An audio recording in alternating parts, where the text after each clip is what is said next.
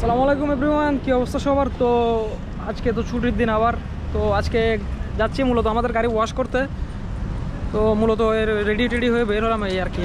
প্রথম ছুটির দিন আজকে, অনেকদিন পর আবার। এই অবস্থা আমার, আপনাদের ভাই পুরা পাঙ্কা হয়ে যাচ্ছে দিন দিন। সবাই দোয়া করবেন। আর গাড়ি ওয়াশ তো দিব আজকে ইনশাল্লাহ।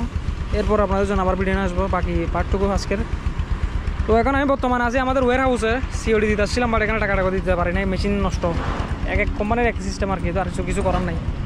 তো আমি আমার বসটা বলছি যে আর কাছে এরকম কিছু করতে পারবো না, তো কালকে আসবো, আবার কালকে আবার দেখি কী হয়।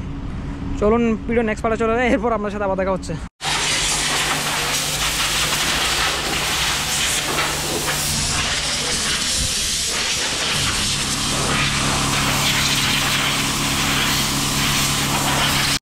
তো আমি এখন মূলত ফুলারে দেখতে আসছি এখানে আবার। ফুলা দেখেন কি অবস্থা করতেছে, হাসি দেখেন। এ মাসে মোটামুটি টাস্ক হালকা পাতলা কমপ্লিট করে ফেলছে।